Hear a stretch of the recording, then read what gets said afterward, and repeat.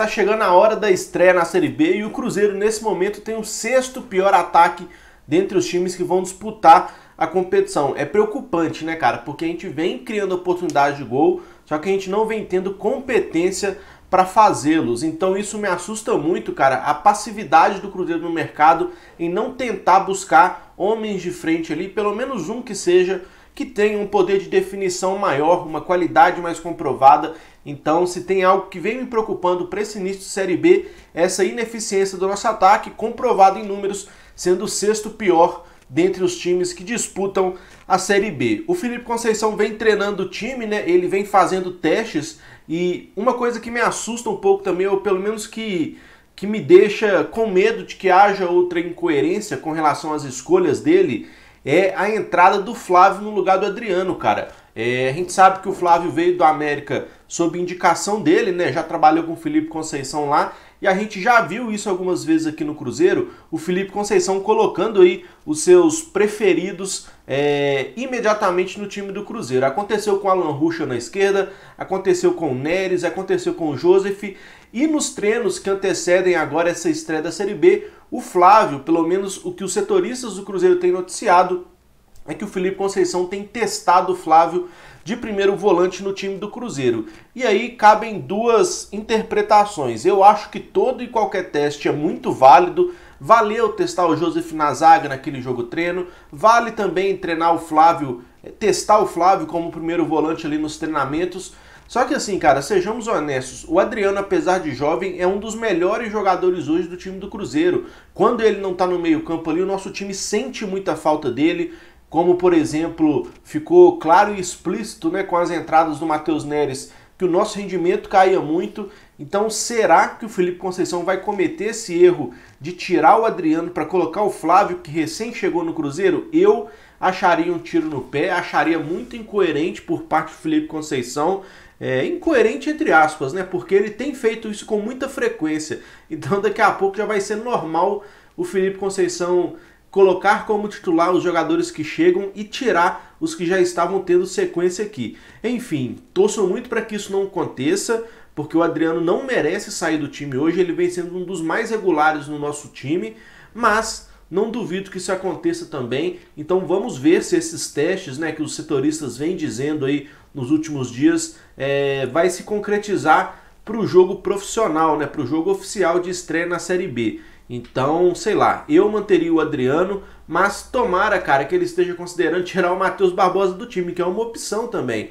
O Flávio pode fazer a função de segundo volante, apesar que o Matheus Barbosa é um cria, né, do Felipe Conceição. Enfim, acho difícil que isso aconteça, mas o que vem correndo nos bastidores aí é que o Adriano teria perdido espaço para o volante Flávio, recém-chegado do América. E na zaga a gente não tem nenhuma certeza ainda, mas é provável também que o Joseph tenha ganhado a vaga de titular, mas isso aí a gente vai ver logo mais no sábado, na estreia da Série B. Com relação aos reforços, o Flávio já está registrado no BID, então ele já pode estrear com a camisa do Cruzeiro. O Joseph também está registrado no BID, podendo estrear. E apenas o lateral direito Clebinho, que já se encontra na toca, já realizou os exames médicos, já está treinando, entretanto, ele ainda precisa ser registrado no BID. É provável que isso aconteça até sexta-feira, mas ele não foi relacionado para a partida. Então, indiferentemente se o Clebinho for ou não registrado no BID, ele não vai participar na partida de estreia diante do Confiança. Então, é um cara que logo mais vai estar compondo o elenco aí de forma oficial, né? E vamos ver, né, cara, quais são as características do Clebinho. Eu tô tentando não criticá-lo antes de vê-lo em campo, para não ser injusto, né, cara? Mas a verdade é que esses reforços que chegaram no Cruzeiro por último não alegram a torcida, né? Não dá para esperar muita coisa de um Joseph da vida, não dá para esperar muita coisa de um Clebinho. E assim como do Flávio, né, que é muito novo ainda, a gente conhece muito pouco, apesar das boas recomendações, mas não são aqueles reforços que a gente tanto esperava para chegar a vestir a camisa e tentar ser titular do Cruzeiro. Enfim, vamos ver se o Cruzeiro continua se movimentando no mercado. O que pode atrapalhar isso é a saída, né, do André Mazzuco, que realmente vai ao Santos, já deixou o Cruzeiro. E com isso a gente continua atrás de um diretor de futebol, né? Ontem havia saído aquela sondagem muito forte que o Cruzeiro estava Inclusive tinha feito uma proposta ao Felipe Ximenes, que é um executivo que já trabalhou em vários clubes, no Santos por último, e que é declarado atleticano, mas a torcida mostrou sua força nas redes sociais e poucas horas depois a sondagem já estava desmentindo, falando que sequer houve proposta do Cruzeiro por ele, mas a informação que veio foi de dentro do Cruzeiro, de um dos diretores do clube. Então houve sim a sondagem, provavelmente houve a proposta, só que o Cruzeiro, ou mais precisamente o Sérgio, né, reconheceu que seria um erro contratá-lo e voltou atrás, desmentiu tudo, cancelou a live que ele tinha com o próprio Felipe Ximenes com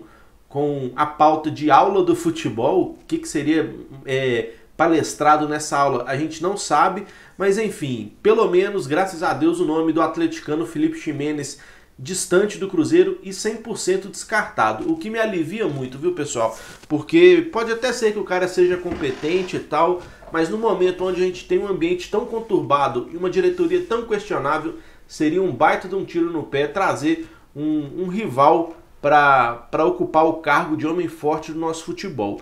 Então, conscientemente, a nossa diretoria voltou atrás, pressionada ou não, mas fato é que ele não vem, e isso é algo que a gente tem que comemorar muito. E para a gente manter esse planejamento para a Série B, para a gente tentar continuar indo atrás dos reforços e, mais do que isso, negociando os cabeças de bagre que a gente tem no elenco, é necessário que a gente tenha um diretor de futebol muito eficiente no seu trabalho. Com a saída do Mazuco, alguns nomes tomam prioridade, né, entre a torcida. Eu acho que o mais forte aí deles é o Alexandre Matos. A gente já falou ontem um pouco sobre as características dele, que talvez, na minha opinião, seja aí top 2, top 3 de diretores de futebol do Brasil, mas, na minha opinião, ele está esperando uma brecha para voltar ao Palmeiras, tá, pessoal? O Alexandre Matos é campeão no Palmeiras também, assim como foi no Cruzeiro, então o diretor de futebol deles lá é muito criticado, tá na corda bamba, e eu acredito que o Alexandre Matos esteja esperando uma oportunidade para voltar ao Palmeiras, mas nesse meio tempo surge o Cruzeiro aí como boa opção, né, cara? E é uma aceitação muito grande por parte da torcida com o Alexandre Matos. Muita gente ainda diz que ele só trabalha com dinheiro, com orçamento, e eu discordo um pouco disso, porque lá no América não tinha dinheiro, não tinha orçamento, no seu início no Cruzeiro também não tinha dinheiro, e aí, claro que consequentemente com as vitórias a confiança vai aumentando, confiança do clube também no trabalho dele, vai dispondo de mais recursos, pega melhor momento financeiro no Cruzeiro, melhor momento financeiro no Palmeiras, que tem a Crefisa.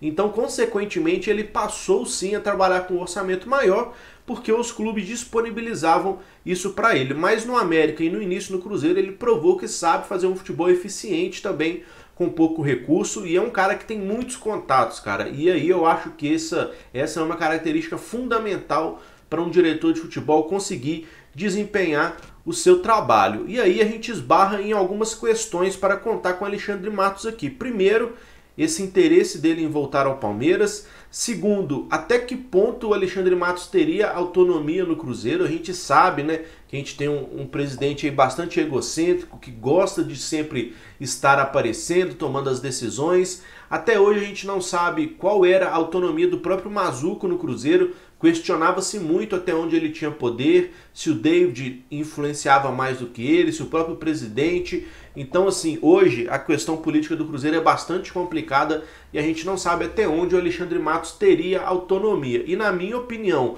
um cara já consolidado como ele, que tem mercado, eu acho que ele não aceitaria para ser subordinado de David e Sérgio Santos Rodrigues aqui no Cruzeiro. Claro que o presidente está acima do diretor de futebol, mas eu digo com relação a contratações, negociações que incluem jogadores. Eu acho que ele é um cara muito capacitado para fazer tudo isso, tem bastantes contatos.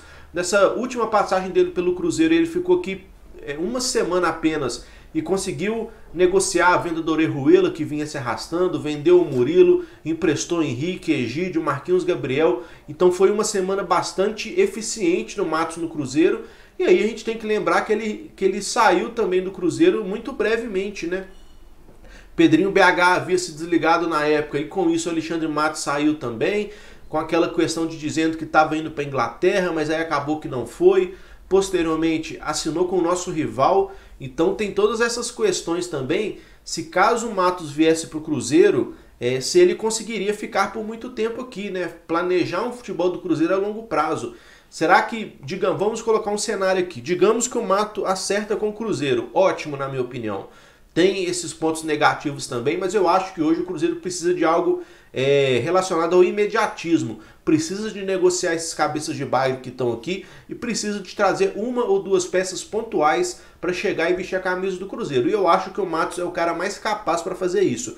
Mas vamos colocar um cenário aqui. Tendo em vista que ele já deixou o Cruzeiro com apenas uma semana de trabalhos prestados, será que se o Matos chegasse hoje e daqui a 2 meses o Palmeiras demitisse o diretor de futebol deles lá, acho que é Alexandre Barros, e quisesse a contratação do Matos oferecendo aí o triplo do salário, será que ele mais uma vez não deixaria o Cruzeiro? Então é muito complicado, o Cruzeiro hoje não tem tanto poder de negociação, diversos clubes na Série A são muito mais atrativos que o Cruzeiro hoje, né? E aí eu não estou nem falando de tradição, de peso de camisa não, estou falando de momento financeiro e de momento desportivo também. O Cruzeiro hoje, infelizmente, não briga por títulos importantes, diferentemente de um Palmeiras da vida que está aí sempre chegando nas competições. Então, assim, eu acho que, na minha opinião, o Alexandre Matos seria, sim, o nome mais interessante para esse momento, mesmo sabendo dos pontos negativos dessa contratação.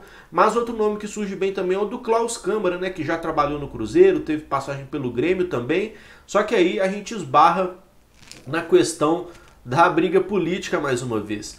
O Klaus Câmara trabalhou no Cruzeiro junto do Bruno Vicentim e também do Sérgio Santos Rodrigues, e a gente sabe já que é transparente que existe atrito entre Sérgio, Bruno Vicentim e talvez para com o Klaus Câmara também. Então, mais uma vez, o lado político do Cruzeiro aí avacalhando né, no futuro do clube. Enfim, vamos aguardar para saber se a gente tem um desfecho sobre tudo isso. Tem bastante coisa pendente, né, nessa semana que antecede a estreia da Série B. A gente não sabe se o Joseph vai ser titular, a gente não sabe se o Flávio será titular, a gente não sabe, né, se haverá alguma mudança tática no time do Felipe Conceição ou sequer se a gente vai ter um diretor de futebol para o início da Série B, que é muito importante ter essa figura. Eu acho que vai muito além de contratação. A gente sempre fala que o diretor de futebol é responsável pelas contratações, e obviamente ele é, mas é muito importante também para a gestão do grupo, para fazer esse contato de atletas com diretoria, essa intermediação.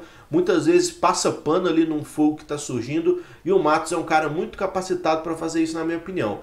Enfim, vamos aguardar aí os próximos dias, próximas horas, para saber se a gente terá novidades com relação a isso, tranquilo? Deixa aquele like para dar uma moral pra gente, se inscreva no canal, ative o sininho e lembrando que hoje, às 8 horas da noite, mais uma vez, como sempre, tem live aqui no canal Passa a Régua pra gente poder repercutir tudo o que aconteceu no dia do Cruzeiro, beleza? Te aguardo lá e eu fico por aqui. Um abraço, é nóis.